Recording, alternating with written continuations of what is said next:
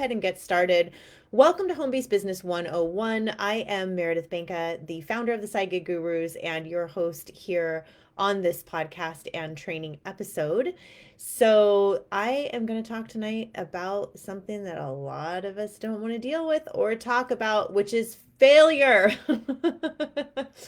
Failure, failure, failure. Go ahead and say it. Say it, say it. Say the word. There's going to be a time in this journey where you are going to fail, absolutely, and you have to just understand that it's going to happen. You are taking risks as an entrepreneur. Some of them are going to pay off, and I hope that they pay off huge.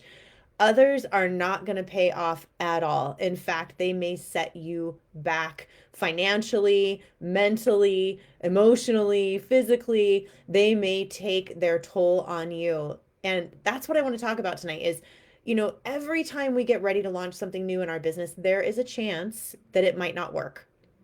So, number one, congratulations on being brave. If you are an entrepreneur, if you've always been, or if you've just started out, it doesn't matter. You are a brave individual.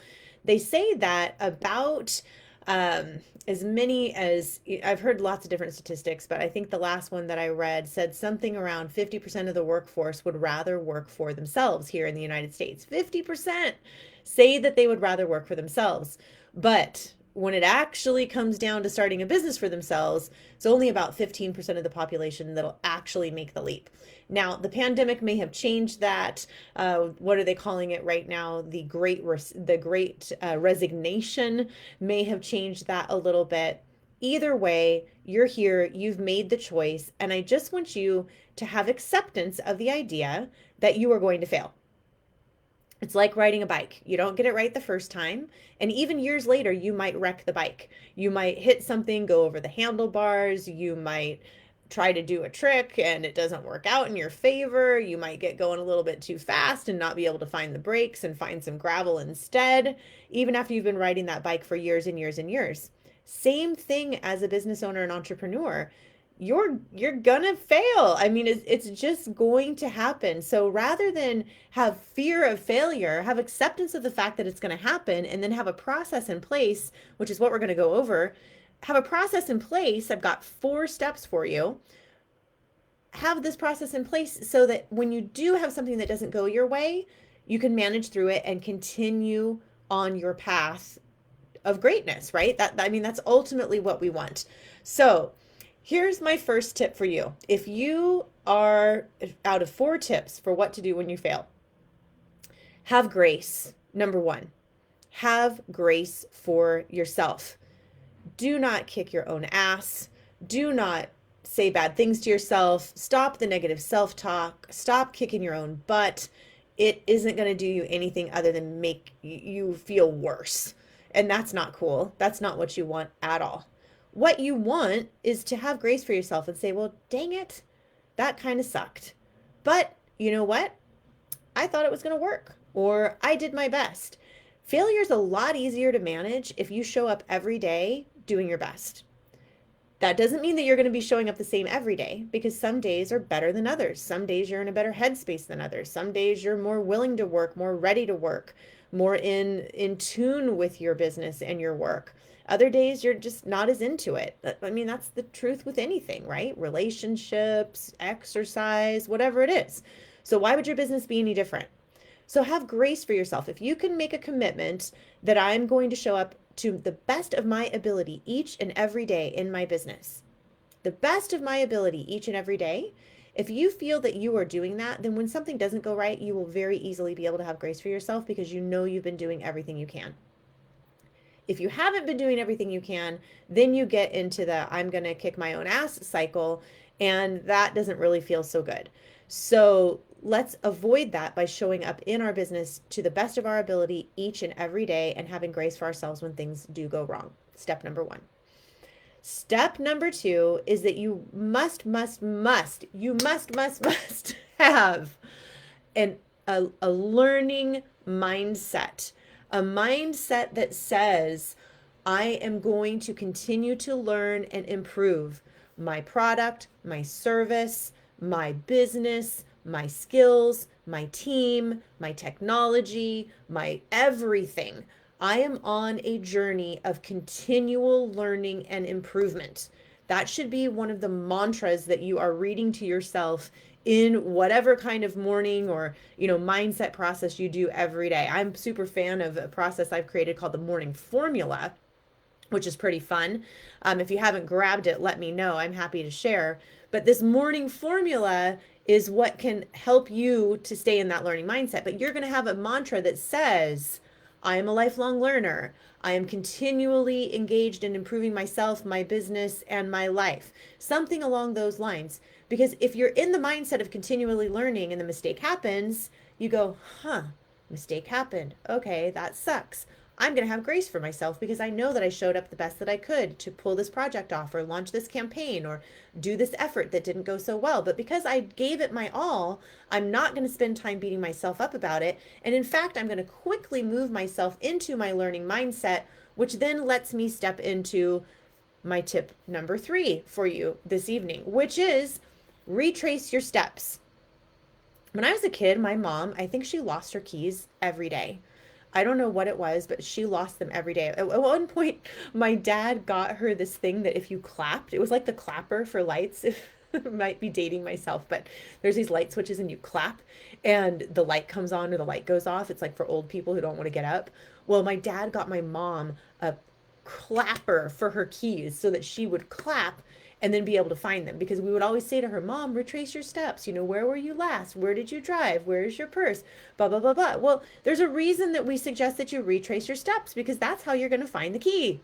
That's how you're going to find the thing that's going to help you not make this mistake again. So ask yourself, in every mistake, in every failure, there is something that worked. So ask yourself, what worked in this scenario? Were you running an ad and what worked is that you did a really great video for the ad? Were you doing an event and what worked is that your display was like bang on? I mean, it looked amazing, your setup at the event. Were you doing some kind of organic marketing, and what really worked is that you found a great group of women where you can continue to promote your product and service and you didn't even know about the group before? What in this scenario where you're feeling like you failed, or maybe you know straight up that you failed, what worked? Second question, what didn't work? What part of whatever this thing is that failed, what part of it did not go well? Write that down. Know what that is. This is like doing a post-mortem. This is like doing an autopsy. Ooh, like all CSI. This is like doing an autopsy of your failure. It allows you to separate yourself from it a little bit. It allows you to look at it with new eyes.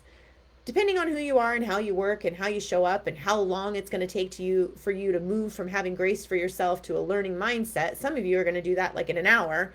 Others, it's going to take a week. Hopefully not, but if it does, it does. So how long are you going to give yourself before you're going to review these steps?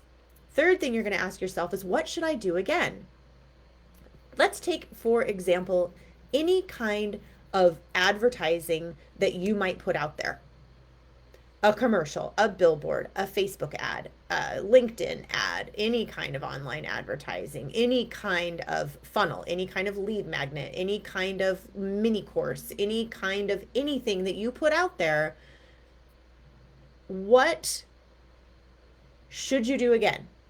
Just because this one Facebook ad that you did, or this one post that you did, or this one event that you went to did not work, does not mean that you should never ever do an event or that you should never do a Facebook Live again. That's not what this means. What it means is that you need to tweak the things in there. Look around and look for clues to success. Are there people in your industry, for example, doing events?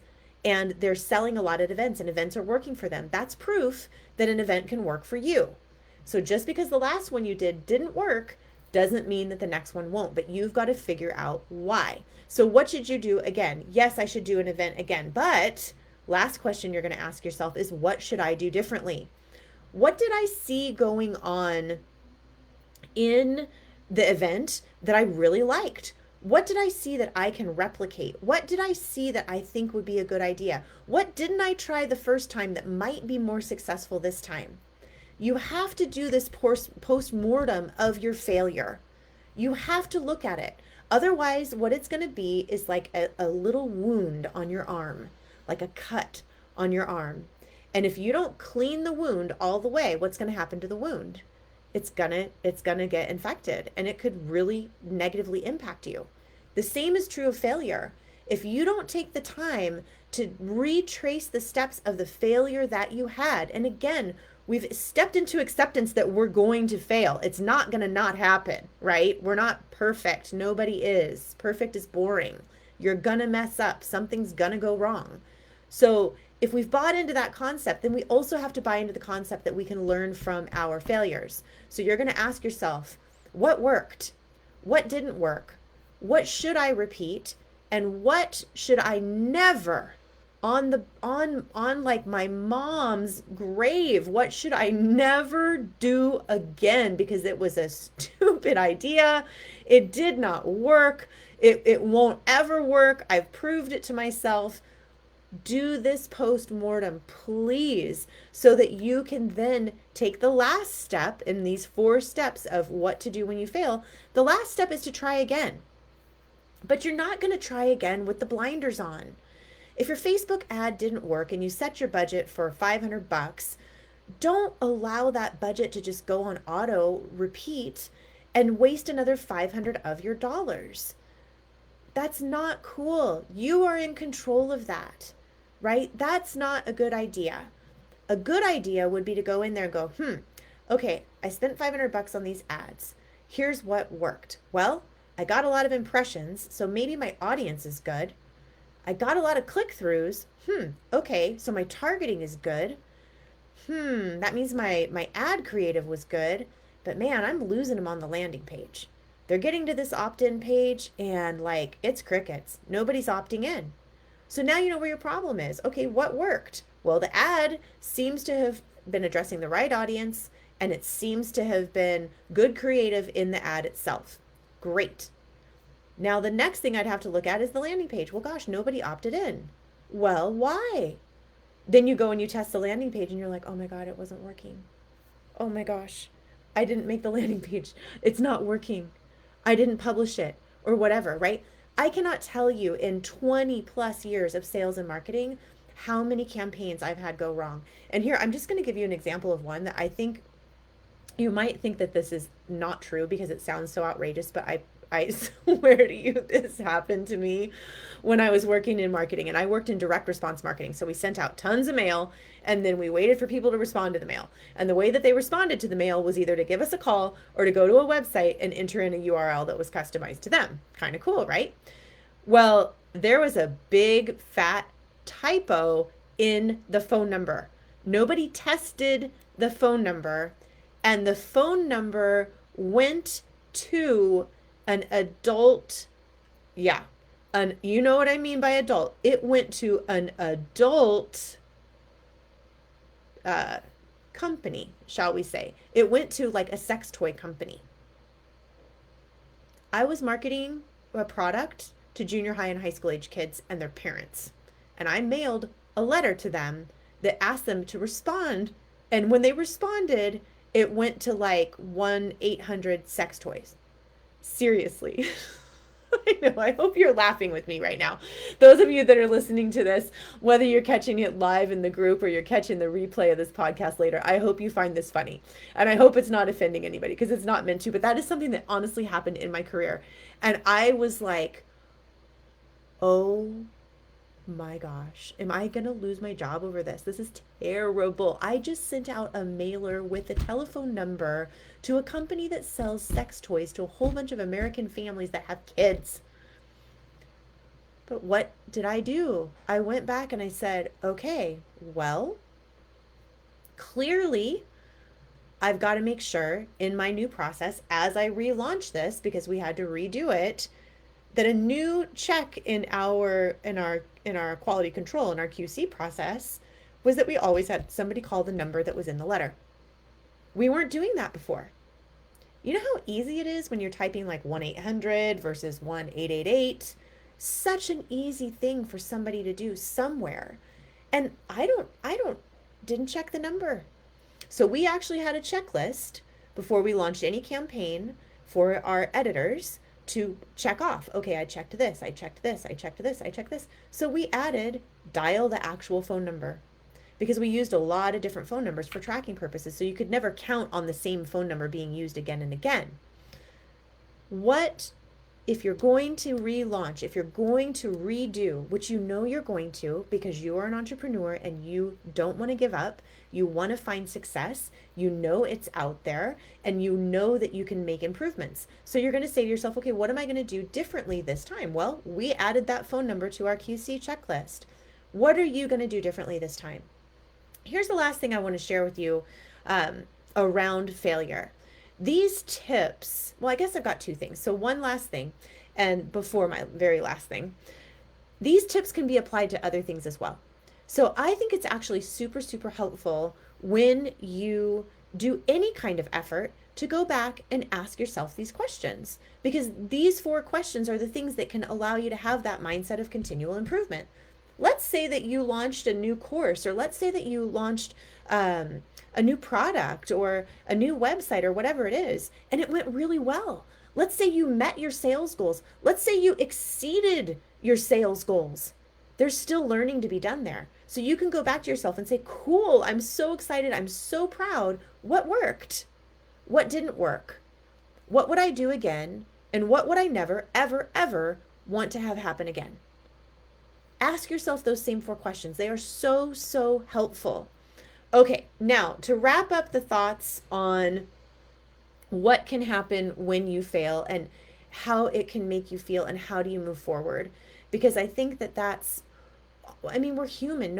Everybody wants to win. Nobody likes to fail. And it's just not a fun feeling when we haven't done well. And so I really encourage you, really, really encourage you as an entrepreneur to understand you have signed up for some level of failure. And if you have an understanding of that, if you know that not everything is going to work every single time, and if you can put in place, whether you follow the process I've outlined for you today or any other process, that is so important. But the other thing that is incredibly important is that you actually have a plan to go back on. And for a lot of entrepreneurs, they miss the most important step when it comes to developing their marketing plan, and that's having one in the first place. We are so eager to get out there with our product, with our service, to make a sale, to prove ourselves, to try that new type of marketing, that sometimes we forget to do the basic steps of making sure that we have a really good plan, overarching plan for our business, but also a plan for each of the different types of marketing that we're going to try in our business.